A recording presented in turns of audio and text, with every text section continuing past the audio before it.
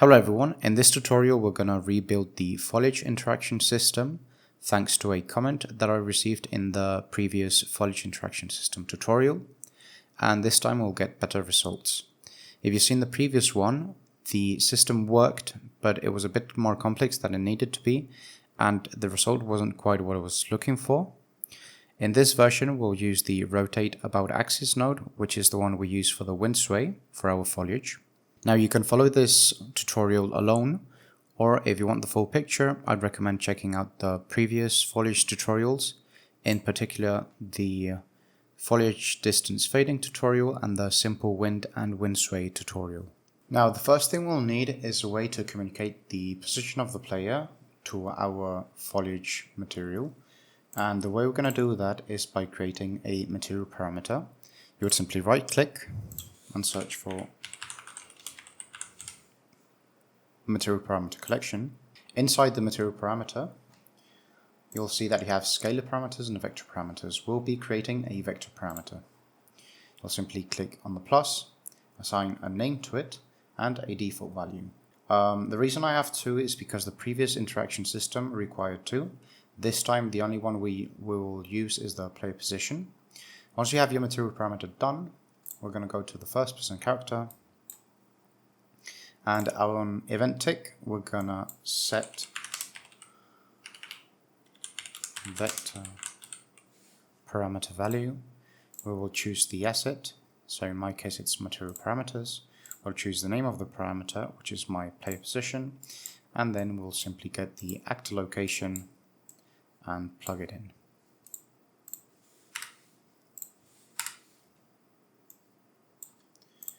And that's done in the first person character.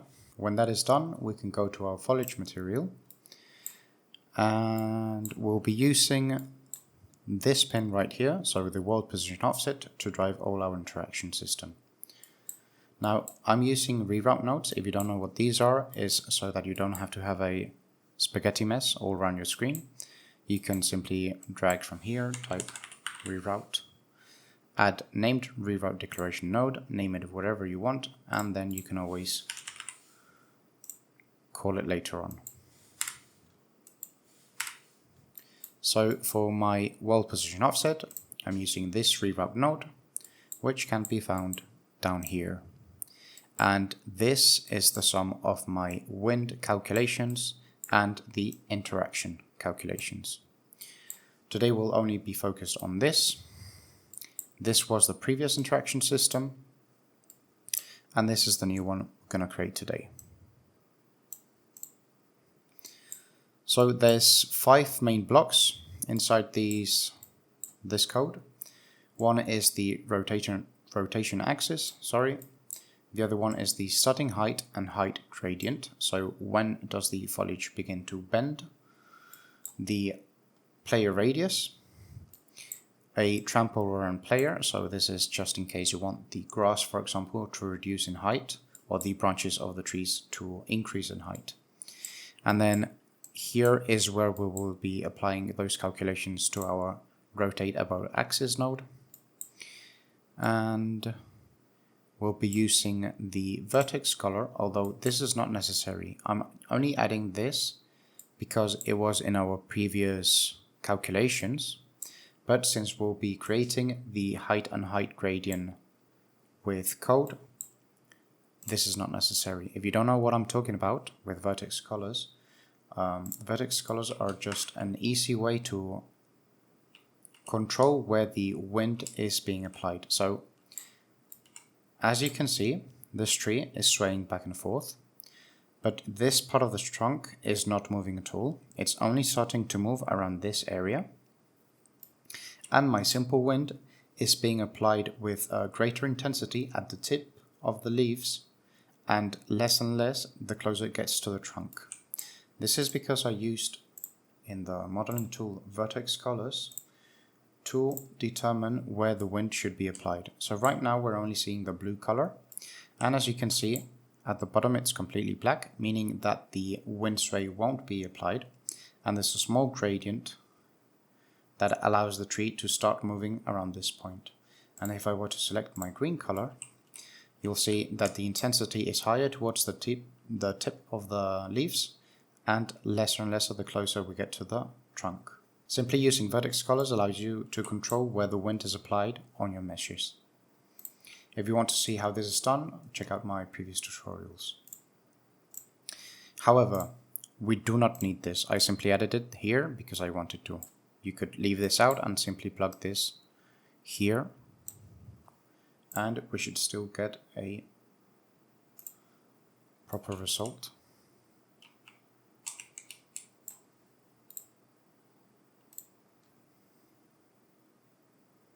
As you can see.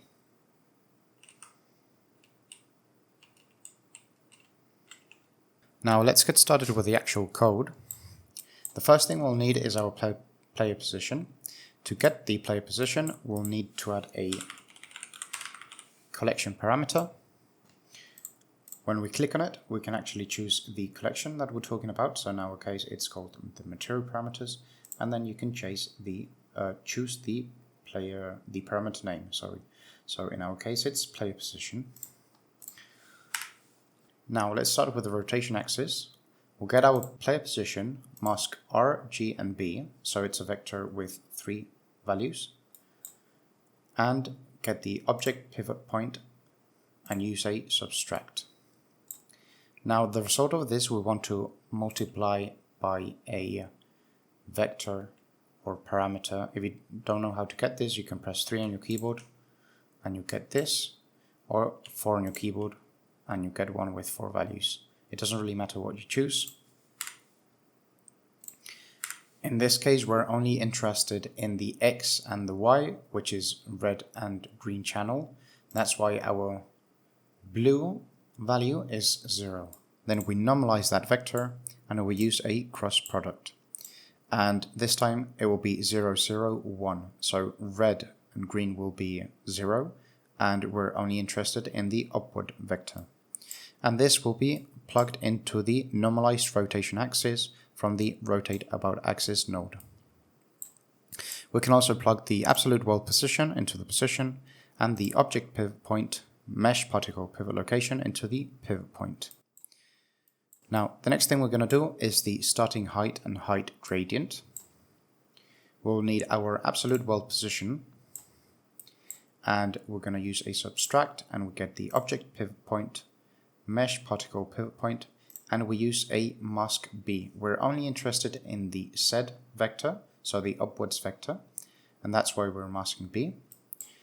And that we're going to subtract by a parameter. This will allow us to control where the effect of the foliage interaction takes place, so at what height. And then using a divide node with another parameter, we'll be able to control the gradient that has.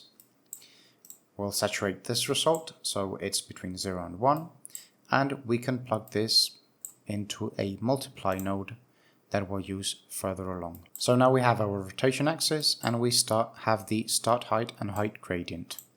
Now it's time to calculate the player radius. Normally you would use the object pivot point mesh particle pivot location to calculate the distance between the player and the foliage. However, I found that using absolute world position works better with trees. I'll show you what I mean later on. But basically this will give us the position of the mesh particle pivot location, and this will give us the current pixel, so the closest pixel to the player. I'm not sure if that makes sense, but you'll see what I mean later on.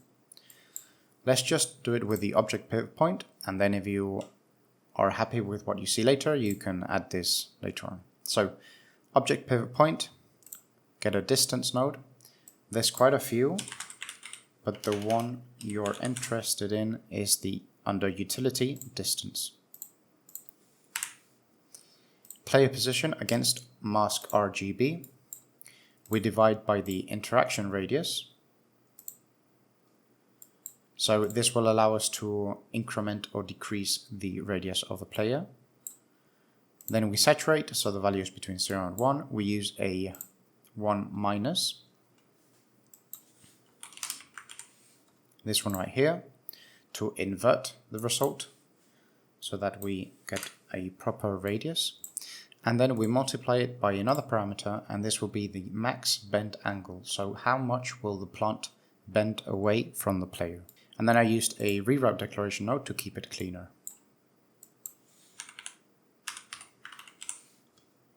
This one right here. With that done, we can do the trample around player. This is really, really simple. We simply get a make vector 3. And we're going to leave R and G to 0 by default. And then B, which will be the height vector, will be a parameter that we can control.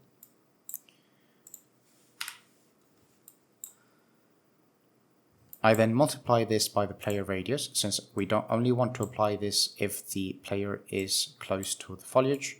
And then I used a static switch parameter, so I can choose whether or not I want this effect to take place on that particular foliage. For example, I want this to be applied on grass, but not on small bushes. If you don't know how to get this, you simply search for static switch parameter. All these parameters I put under a group called new interaction. And then we want to add the effect that the rotation about axis is giving us to the trample around player. So out of the rotate about axis, I use an add node, and I simply add this result right here. The only thing left to do here is plug the player radius into the rotation angle.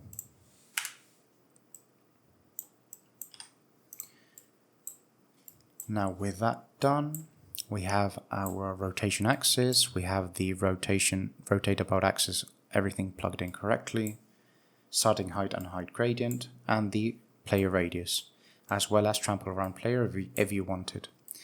And then I added another switch parameter here, so that I could choose whether or not that foliage material has interaction or not. For example, for my tree trunks, it won't have any interaction. So out of the true, we get all the calculations, and on the false, we simply plug a value of 0. And then this is added to my current wind setup. If you don't have this, you would plug this directly into the world position offset. With that done, let's take a look at what each thing does. I'm going to come in between these two. I'm going to click F8 to eject the camera while I'm still playing. That way we can see the result. And now we're going to start playing with these numbers to see what everything does. So as you can see, for the bush, I don't have the trample foliage activated. If I were to activate it, this would come up here. And I can now increase the height of the leaves or decrease the height of the leaves. So as you can see, this would be a nice thing for grass, which is what I'm using. Now let's deselect this since I don't want it. Pivot point or world location. We're using the pivot point for this particular thing. I'll show you what the world position is used for later on with the trees. So the bend start height. I can increase this, and as you can see, the bend will take place higher up the plant, and if I decrease it, the bend will go lower. I'm gonna leave it at 10 by default, and then if I increase this, the gradient will be more gradual, and if I decrease this, it will be more of a sudden change in the foliage pivot point. This was 250, I think, what I had. Maybe we can increase it to 350. Yeah. And cross vector and exclude channels are just some things that I was touching up. It's these two things here, but with these numbers, so 110 and 001 is the best thing I could. Like, it gave me the best results. Then the interact radius, we can expand this to exaggerate the movement, but I found a value of 200 for this was good enough. and then this would be the max bend angle. So we can decrease it or increase it depending on what you're looking for. I'm gonna leave it at that, and I'm gonna check that the brush trunk has the same values. So it would be, let's actually put this to 350 also.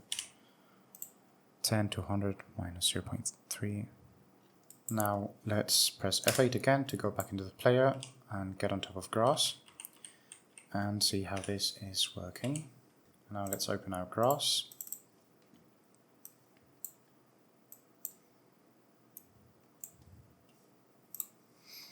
For the bend gradient, I have 70 since it's shorter. The bend start height will be at 1. Interact radius 250, although you could probably... I had to increase it so that you would notice the grass moving in a first person character, but maybe if this was a third person you would decrease this quite a lot. So it's a bit exaggerated that the player being here affects all of this around.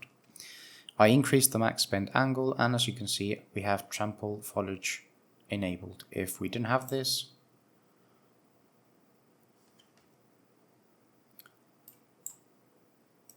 the effect is still good, but we could trample it even more.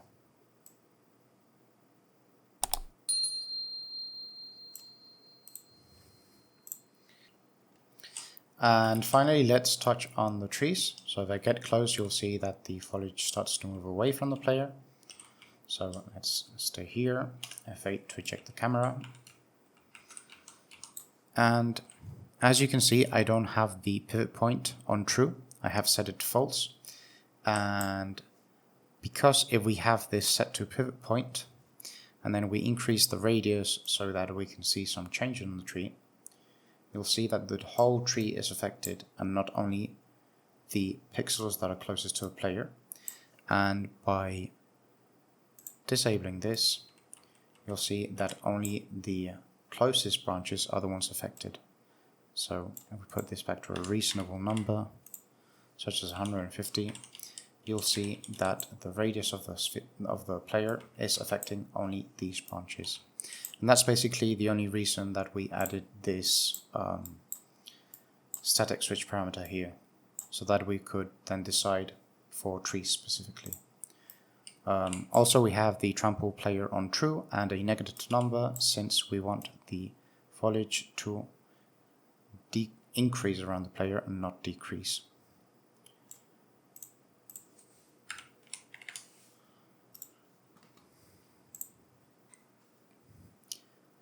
And I think that's all I wanted to mention today. It's a really simple system, but that gives some nice results if you want the player to have a bit of interaction with its surrounding. I hope you enjoyed the video, that you learned something, and if you did, please like and subscribe. I'll see you in the next one.